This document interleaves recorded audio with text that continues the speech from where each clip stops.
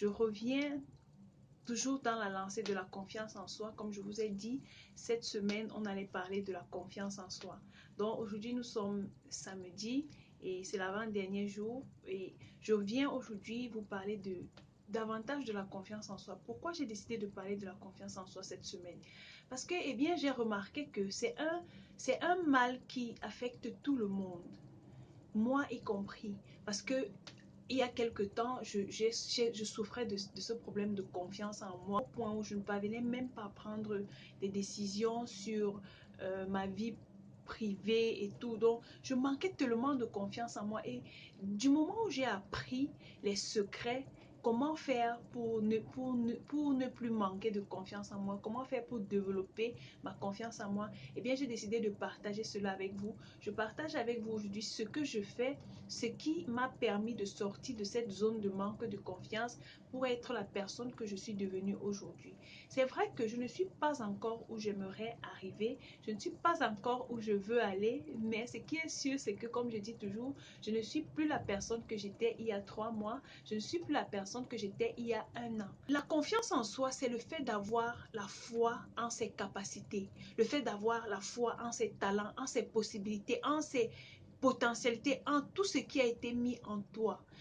Vous savez, chacun de nous est né avec un talent. Et c'est à toi, du moins, on n'est pas né avec la confiance en soi, mais le talent qui a été mis en toi, c'est à toi de développer cette confiance en toi là pour pouvoir exprimer ton talent, le mettre à ton service et au service des autres. C'est pour cela que de nos jours, on a plus besoin de d'avoir confiance en soi dans le domaine professionnel, dans presque tous les domaines spirituels, émotionnels, dans ta vie de tous les jours. Tu as besoin d'avoir confiance en toi pour exprimer ce que tu veux vraiment. Alors, aujourd'hui, on va parler de 4 avantages de la confiance en soi. Qu'est-ce qui fait en sorte que il est important d'avoir confiance en toi? Qu'est-ce que le fait d'avoir confiance en toi t'apporte dans ta vie? La confiance en toi, la confiance en soi t'aide à affirmer tes idées et à affirmer la qualité de ton travail. Je vais prendre l'exemple sur moi. Comme je vous dis toujours, il y a quelque temps, j'étais pas la personne que je suis en train de devenir tous les jours. Et lorsque je faisais mon master, même avant que je ne fasse mon master, j'étais cette personne-là moi, je ne parlais pas devant les gens. Je ne parlais pas, pire encore, prendre la caméra pour parler. Non, je n'étais pas, c'était pas mon truc en fait. Et lorsque je faisais la licence, lorsque j'étais au Cameroun, c'était complètement difficile pour moi de lever la main, la main et poser une question en classe ou même de répondre à une question. C'était compliqué. Je trouvais, quand je regardais les autres lever la main et poser des questions, je me disais, mais comment est-ce qu'ils font ça? Et puis je suis arrivée en Chine quand je faisais mon master.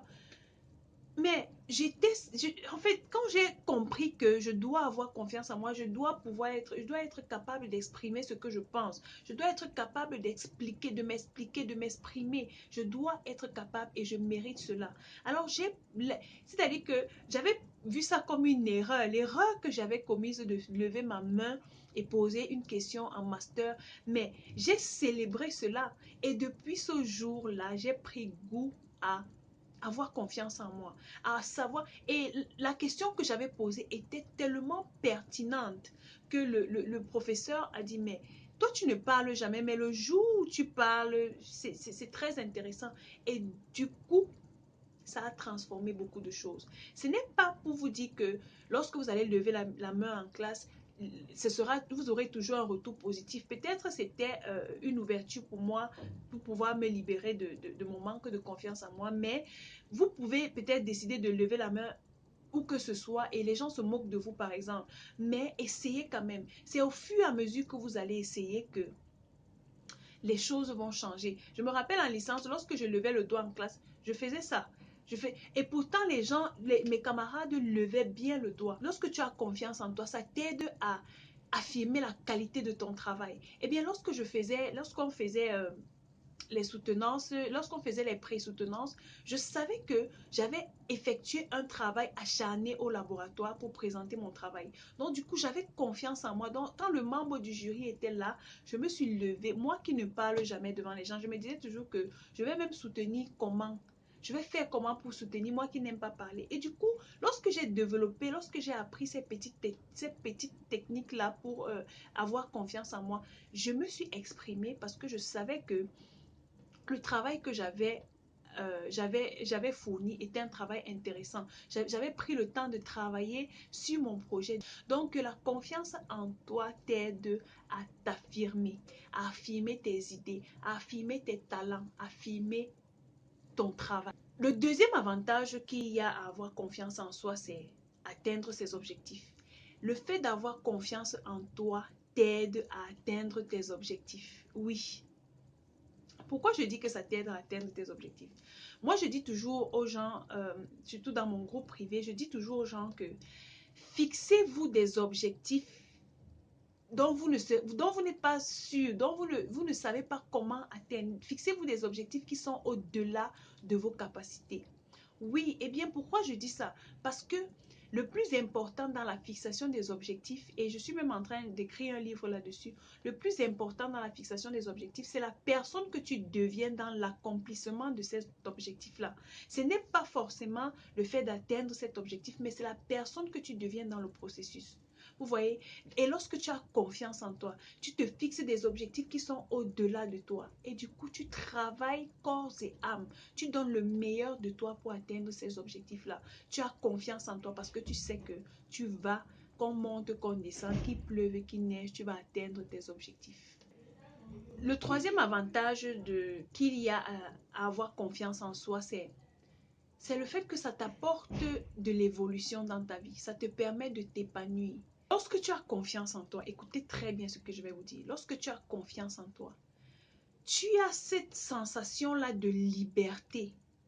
C'est-à-dire que tu as cette sensation-là de freedom, comme on dit souvent, comme on dit en anglais. Tu as cette sensation-là que tu es aux anges. Tu es libre de faire ce que tu veux parce que tu sais que ce que tu vas faire va réussir. Ça te permet d'évoluer. Déjà, cette assurance-là que tu as du fait que ce que tu vas faire va réussir, ça te met déjà à un autre niveau. Pourquoi je dis ça? Parce que les gens qui ont confiance en eux font des choses que d'autres personnes ne font pas. Les gens qui ont confiance en eux font des choses que les autres appellent miracles, que les autres appellent sorcellerie.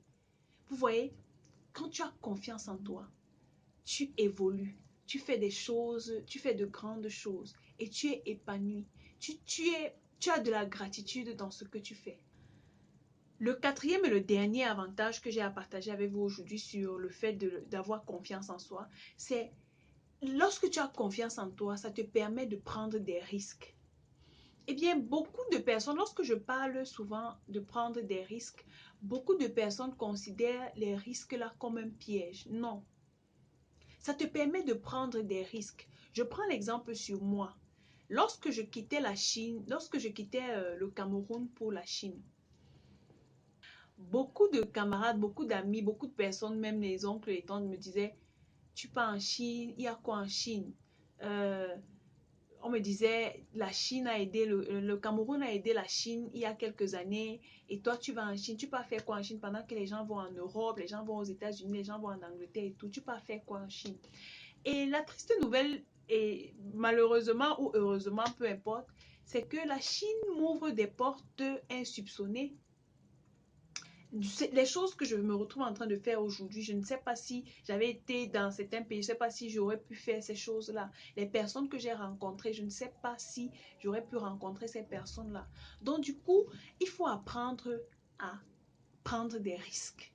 Les risques sont importants. Lorsque tu prends un risque, lorsqu'on te dit que si tu vas là où tu vas, ça ne va pas réussir, et que tu sais pertinemment que la voix qui parle à l'intérieur de toi est plus forte que la voix des autres qui sont à l'extérieur de toi, eh bien tu te lèves et tu vas faire ce que tu as fait parce que tu as confiance en toi, parce que tu as la conviction, tu as l'estime de toi, tu sais que ce que tu vas faire va réussir. Et même si ça ne réussit pas, tu auras appris quelque chose. Parce que ce que moi je dis toujours, c'est que je ne considère pas l'échec.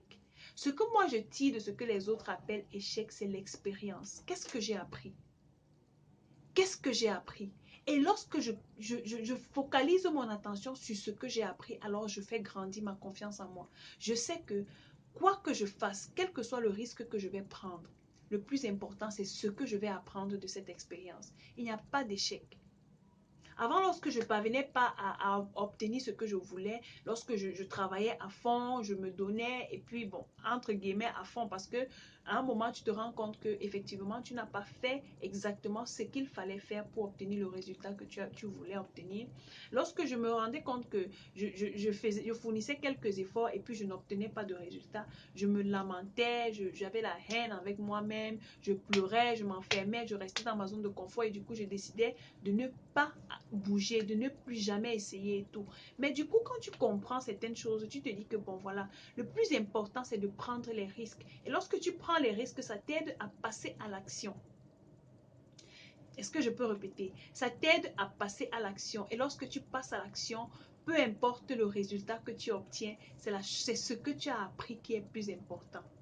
Alors, je vous remercie d'avoir regardé cette vidéo. Ce sont ces 4 avantages que je voulais partager avec vous. Si cette vidéo vous a plu, si elle vous parle, n'oubliez pas de partager l'inspiration autour de vous pour inspirer d'autres personnes afin qu'ensemble, nous puissions développer une saine confiance en nous pour vivre la vie qui nous inspire. Alors, si vous avez des questions, si vous avez des suggestions, si vous avez des choses à me dire, vous pouvez me laisser ça dans les commentaires et ce sera avec plaisir que je vous lirai et que je vous répondrai.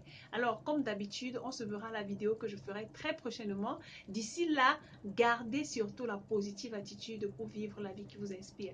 Bye bye!